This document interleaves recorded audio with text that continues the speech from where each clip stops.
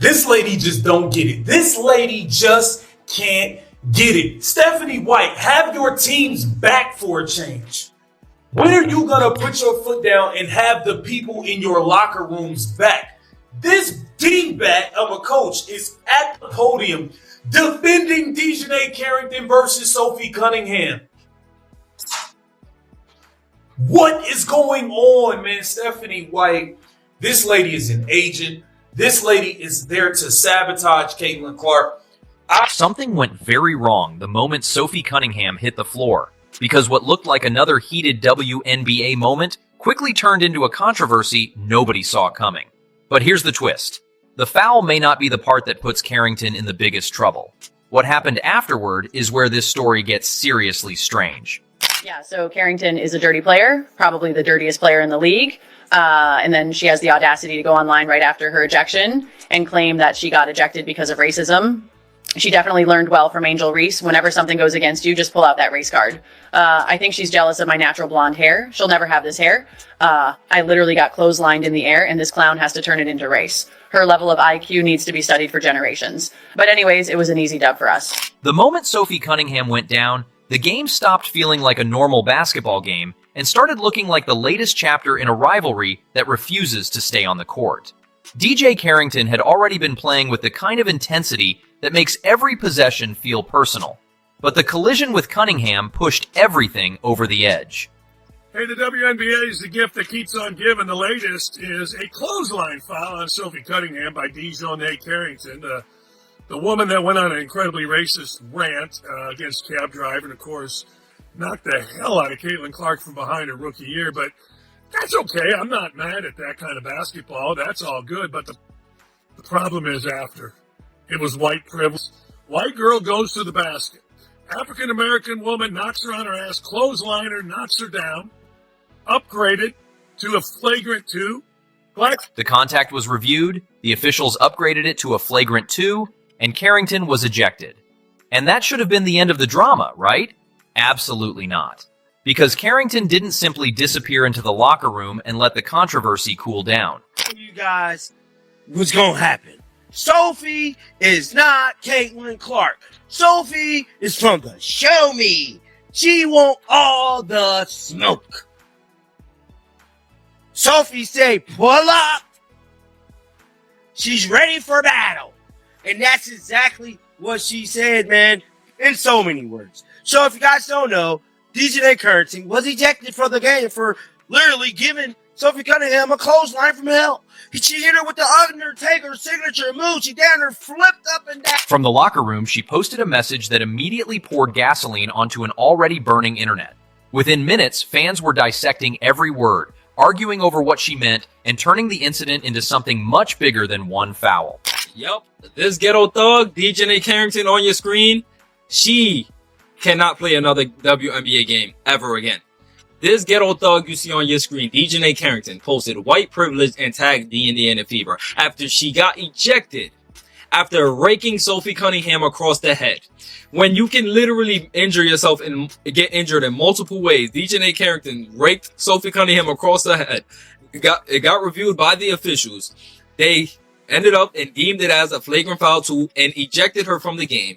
Then came the reactions. Some fans were furious. Others were practically celebrating the confrontation, applauding Carrington and treating the moment like some kind of victory over Cunningham. And that reaction exposed something much bigger about the WNBA right now. There is a section of the fan base that has become completely invested in seeing certain players clash, especially when Sophie Cunningham or Caitlin Clark is involved. But that is where this story gets uncomfortable. That is why Carrington's latest incident has hit such a nerve. Fans aren't simply arguing about whether the foul deserved an ejection. They're asking whether the league has reached the point where repeated controversies surrounding physical play needs a much stronger response. Some are even calling for Carrington to face a suspension far beyond a single game, with the most extreme reactions demanding that she be removed from the league altogether.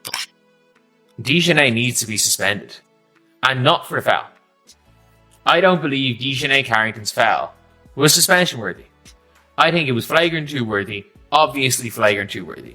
Based on the WNBA's really relaxed rules on suspensions. It isn't a suspension if it's in the NBA. Duh. obviously it's suspension if it's in the NBA. But, like, I'm sorry. In the WNBA, it is, like, that's flagrant 2. The fact they called it flagrant 2 is shocking. Of course, wanting someone banned and the WNBA actually banning that player are two completely different things. But here's what makes this dangerous for the league. Every time another incident involving Cunningham or Clark explodes across social media, the conversation becomes less about basketball and more about whether the WNBA is doing enough to protect its biggest personalities. And that is the real storm Carrington may now find herself standing in the middle of. Because the foul lasted seconds, the controversy could last all season. And that is exactly where the story gets even more complicated.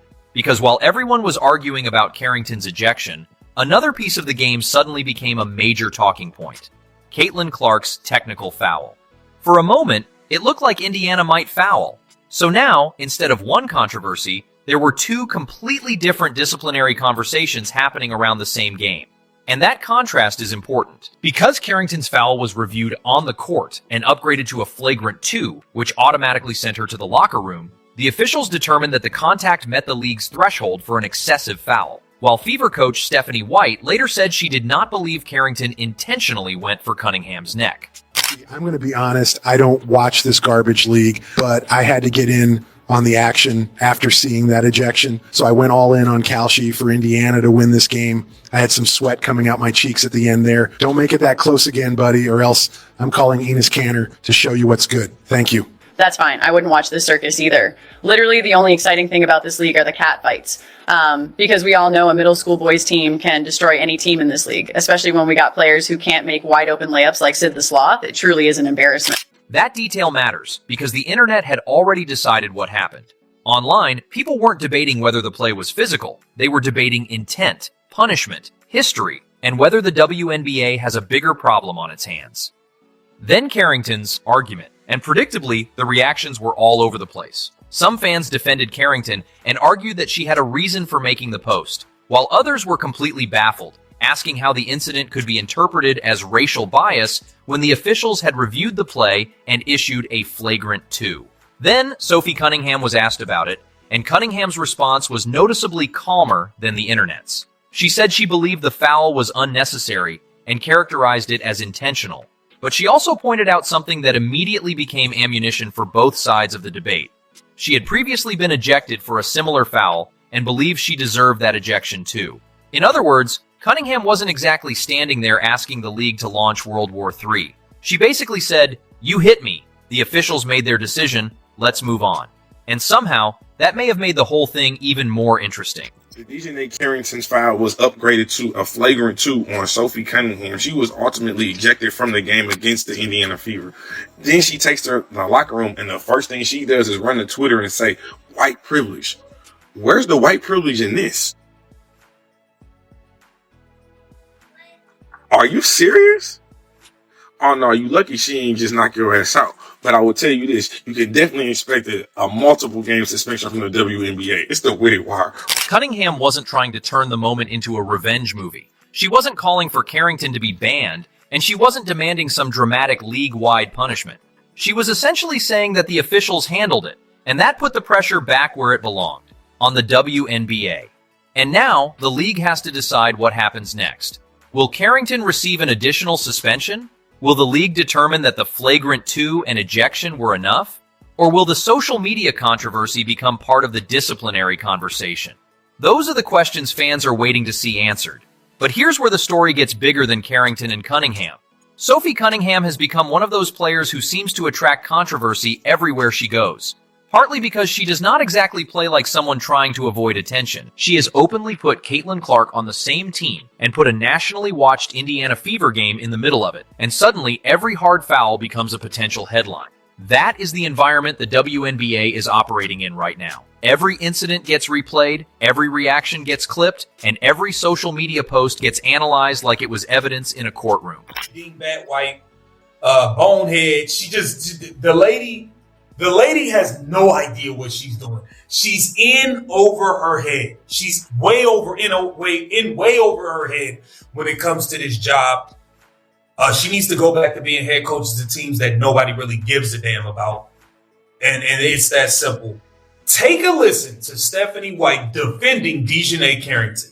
This is disgusting. If I'm Sophie Cunningham, I'm pissed. My mouth. When a player gets ejected, the argument doesn't end when the player walks into the tunnel. That's when the second game begins, which is the social media game, and Carrington's post guaranteed that the second game was going to be intense. Because fans didn't just see flagrant 2, they saw 2 competing narratives. One side saw a hard foul that crossed the line and deserved punishment, while the other side saw a player who believed the decision reflected something deeper. Then there was a third group that seemed less interested in either explanation and simply wanted maximum chaos. And those were the fans celebrating the confrontation.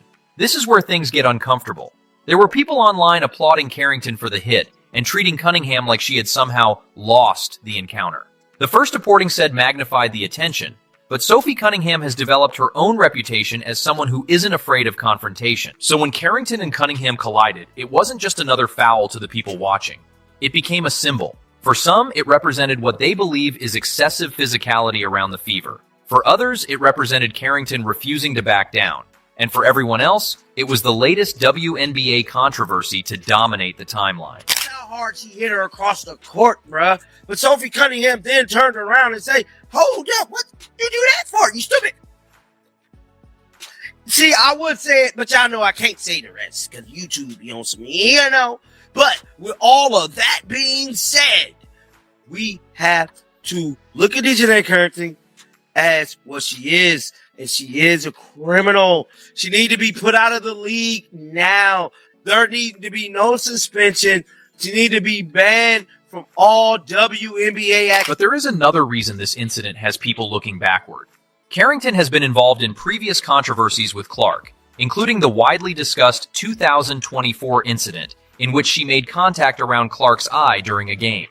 That history means every new incident involving Carrington and an Indiana player is going to be viewed through a much larger lens. And that creates a problem, because once a player develops a controversial history, every future incident gets judged not only on what happened today, but on everything that happened before. That's exactly what we're seeing now. People aren't simply watching the Cunningham foul. They're bringing up old clips, previous confrontations, Clark, the Fever, social media posts, and the league's disciplinary record. Suddenly, one basketball play has fast break fouls happen, and emotions boil over. That's basketball. The problem begins when the contact is viewed as excessive, especially when the player does not make a legitimate play on the ball. That's why the officials reviewed Carrington's foul and upgraded it. And that's why the league now has to decide whether the incident deserves anything beyond what happened during the game. Her own consequences for her own actions, like a grown adult woman could. She did what a ghetto thug would do and played victim. It's never my fault. It is your fault.